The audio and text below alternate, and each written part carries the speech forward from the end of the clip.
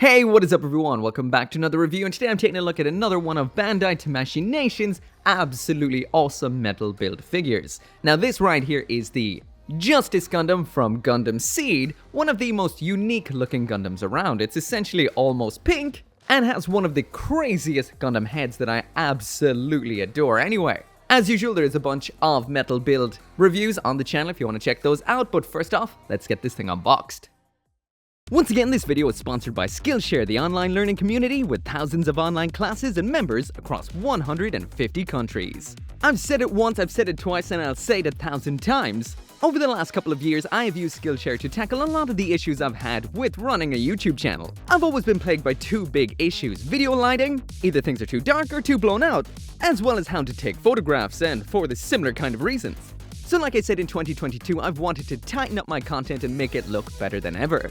And right now, you can too. If you're looking to improve your own videos or to get started on your own YouTube journey, then YouTube Success Script Shoot and Edit with MKBHD will give you everything you need to know and more on how to start a review YouTube channel the right way, right out the gate. Skillshare is all ad-free, has new premium classes every week, subtitles in multiple languages, everything you need. So what are you waiting for? Get started on your own content today with Skillshare, and the first 1,000 people to use my link in the description will get a 1-month free trial of Skillshare.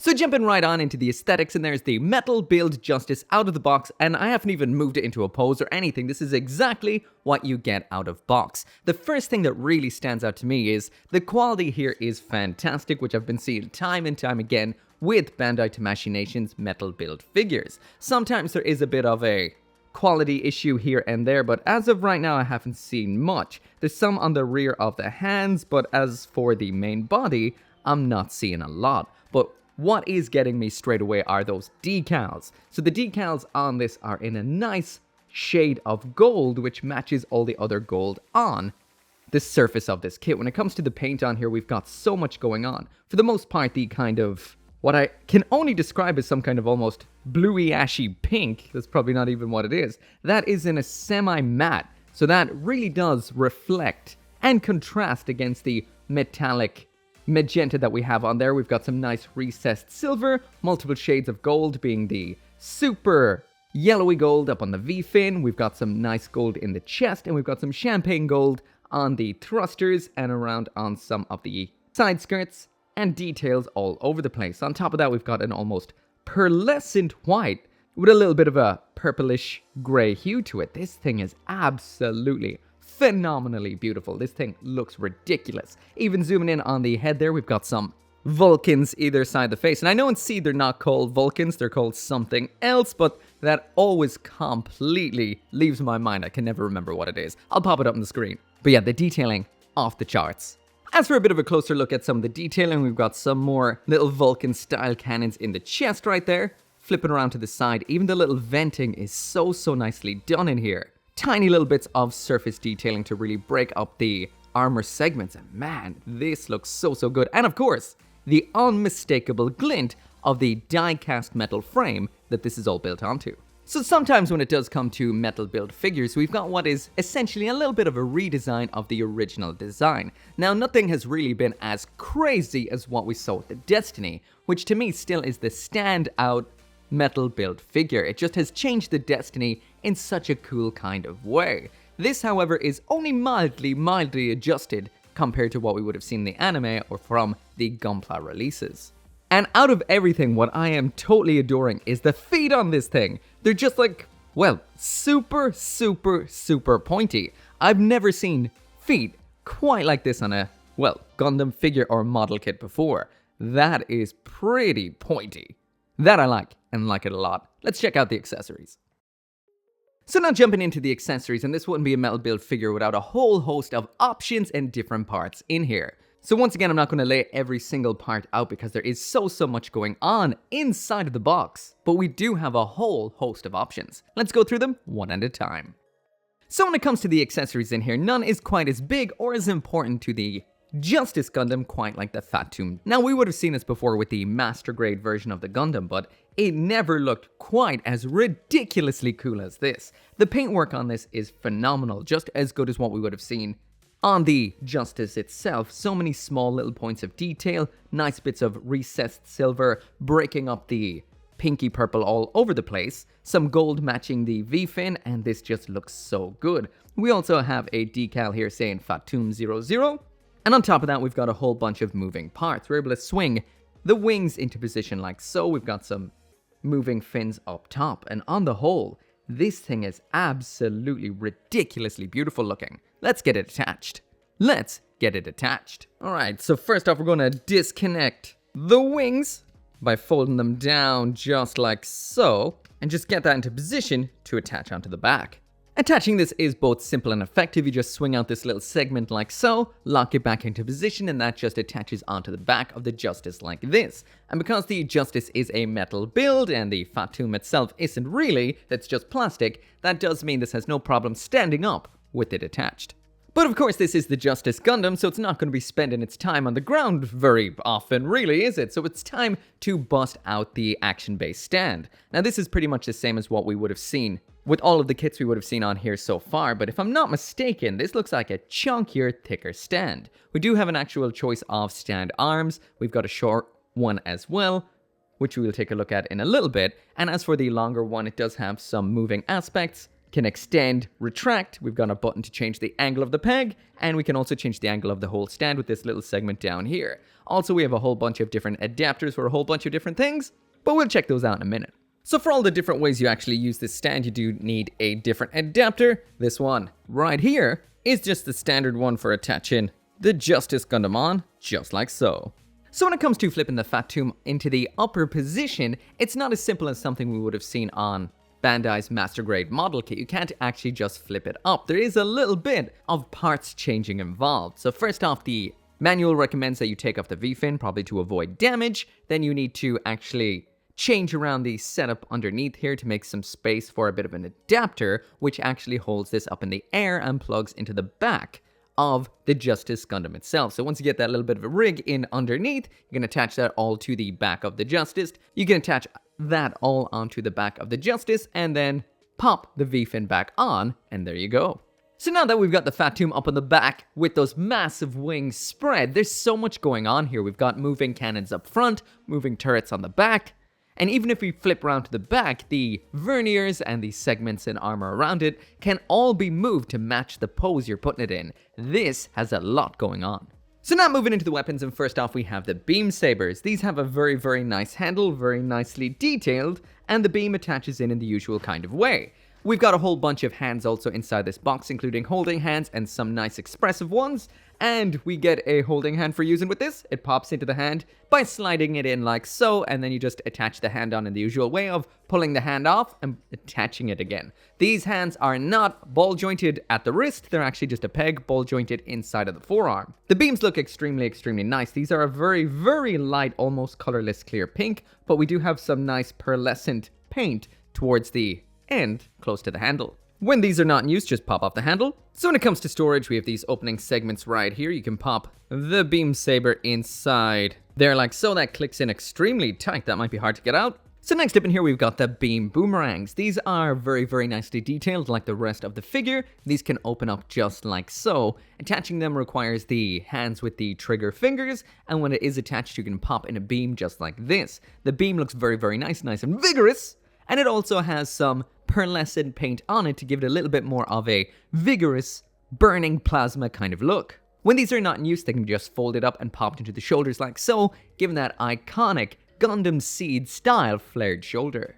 So next up in here we've got the beam rifle, once again in the exact same color scheme as the mobile suit itself. The paintwork is phenomenal, I'm not seeing any issues on here whatsoever. We've got some nice decaling on here, once again just like the mobile suit itself. And as for the moving parts, we've got a front handle that can swing side to side, and this little flip out segment here, which is for attaching it around back onto the rear skirting armor for storage when it is not in use. This holds on quite well. Attaching it into the hand means you have to kind of mash it through the fingers, which is a lot of the time what you have to do with these sort of figures, but thankfully they're quite pliable, it gets in fine, and nothing goes wrong. Well, it didn't this time, and that right there is what it looks like attached. Once again, a very, very nice, detailed beam rifle. So next up in here, we've got the shield. This is that nice, very, very nice, I should say, metallic magenta on here. In the metallic, we've got the white all around it, we've got a decal once again up top looking great, and around back is where everything is going on. We've got a handle down here, which can slide up and down the length like so, and we've got a whole bunch of articulation here for the segment which attaches around to the back of the arm.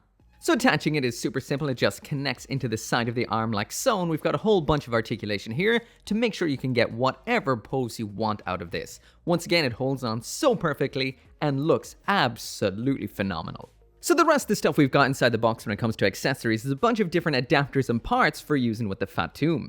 Now the main thing we can do here is you can actually attach the Justice onto the Fatum Green Goblin style. So in order to do that, we need to pop a couple of adapters onto the feet of the Justice. They hold on well. These then attach onto the little foot pad segments on the Fatum. We also have a little bit of an adapter segment here, which kind of goes together in two parts and has three different angles, so you can have it straight up or to the sides leaning a little bit. We also have another arm for using with the stand, which is a little shorter. Now, all of this, when it does go together, is a little bit sketch. This does feel like it is a risk, and it even says in the manual, warning, tumble, as in this can fall right off. If you want to give it a little bit of extra support up top, we do have a little arm in here, which is your standard to Machinations figure arm. This just pops into the Fatum like the Fatum was the base itself, and will attach into the back of the Justice, giving it a little bit of extra support so it's less likely to fall off. This isn't necessarily going to fall, but I would not put this personally up on a high shelf. Anyway, there is what the Justice looks like riding the Fatum, like it was the Green Goblin. So finally now moving on to the articulation, and as you'd expect from a metal build figure, this is not going to lose its position whatsoever. It has a metal frame and it is rock solid. So starting with the head down. So at the neck right here, we've got a little bit of a giggity goose. That's a ball joint up top and what feels like a ball joint down below as well. But I will mention when we flip it around to the back, we do have a little bit of a side-to-side movement that also moves the collar segment as well, which is die-cast, which is cool. So when it comes to the shoulders, these are actually attached on in an interesting way, just around back, and they can kind of almost peel away just like so. We've got some articulation in the shoulder, which allows the shoulders to move forward ever so slightly. It is not a huge amount, and the arm can raise all the way up to there with a little bit of movement inside the torso as well. So that is very nice, and of course, as usual, we've got that full 360-degree spin. And speaking of full 360 spins, we've got one here at the upper arm, a little bit on this stiff side. Woo! And I'll also mention this little bit of a flap here can move up and down like so out of the way. When it comes to the elbow bend we have here, it's a double jointed bend, is very nice. Just as strong as you'd like it to be, great articulation. And we also do have a nice secondary bend just around the wrist here, which allows you to get a little bit more of a fluid, curved, and more dynamic kind of pose out of it. So that's it, bent, and then that's it back to its normal state. Finally then, at the wrist, this is mainly just a peg for rotation, but there is a little bit inside of the wrist, but you're not going to get very extreme poses unless you actually bend this joint like this you're seeing right now. So mildly limited at the wrist. So when it comes to the ab crunch, there it is all the way to the front, which is not a huge amount, but we do have quite a bit, very nice, to the back, just like so. Once again, this is nice and stiff, and will give you pretty much all you need when it comes to structural support. There is a little bit of side to side right here, but not a huge amount, and we do have rotation from there all the way to there. Actually, that feels like it can go all the way around.